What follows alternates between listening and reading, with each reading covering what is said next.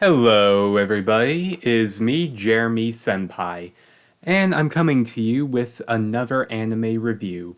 And I would definitely say this is the perfect wrap up to our very first Pride Month of anime reviews here on the channel, because I have chosen to review the 90s magical girl series, Revolutionary Girl Utena. Yeah, honestly, this show and I kind of have a bit of an on again, off again history.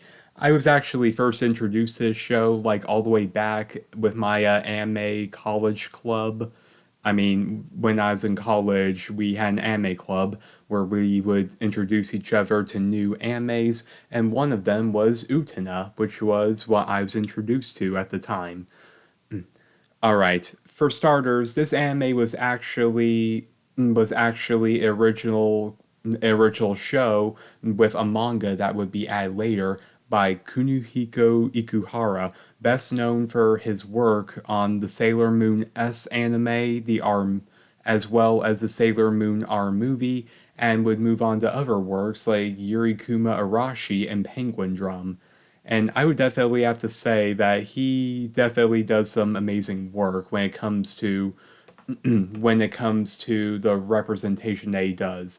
Especially, I've always noticed when it comes to Ikuharu's work that there's always different rose symbolism. There's queer theory, and it almost performs almost like a stage play. But Utena is definitely the show where this is a lot more pronounced. But you know what? I'll get to that a little bit later. First, I need to explain. First, I need to explain the overall story. Ohtori Academy, which is your typical high school for young, impressionable, high profile kids, middle school, high school age, and among them is Utena Tenjoin, who embodies herself wanting to be like a prince, just like the one that helped save her when she was a kid after both of her parents died. So Utena, inspired by this nameless prince, decides to become one herself. Now let me explain a little bit.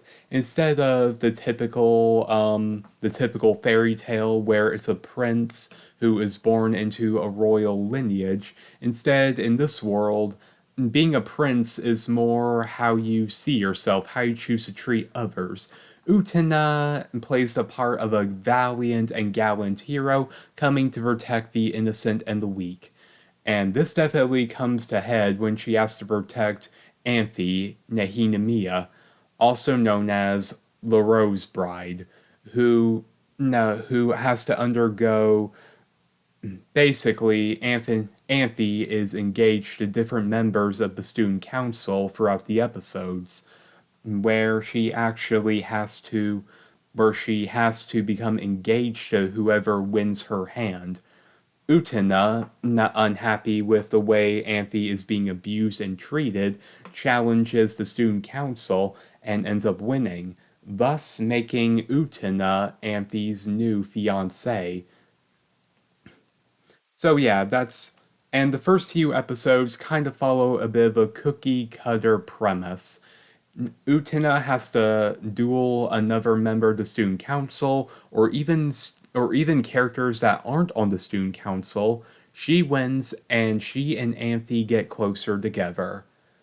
That is until we get to episode 11, where, spoiler alert, if you don't want the series ruined for you, I mean, I'm not going to discuss anything super plot heavy. This is like in the early season one, so it's not a super spoiler.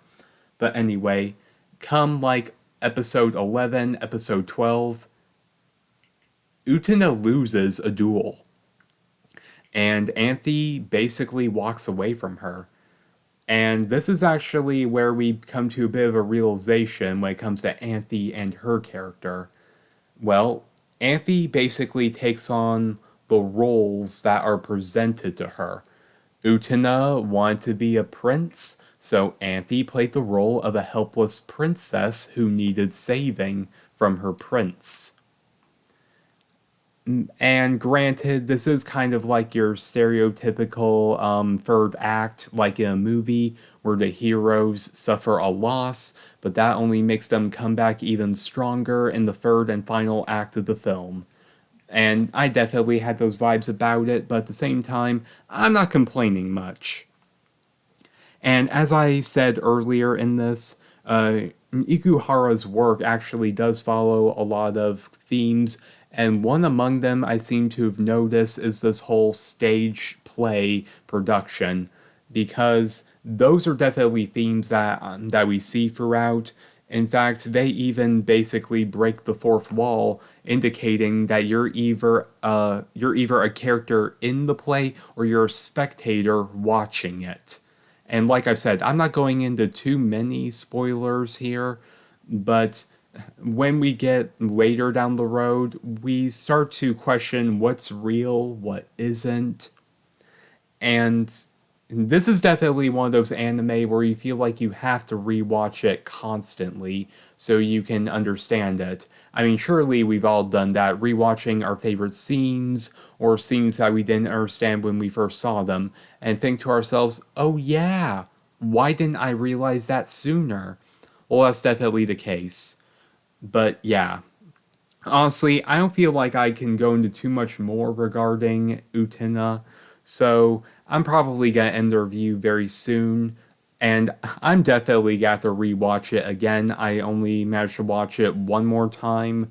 I watched the first series a while ago, and I rewatched it again for the sake of this video. But at the same time, I want to be extremely careful about what I choose to talk about because there is a lot to discuss. But I think I can leave it here, and we can all be pretty happy with that.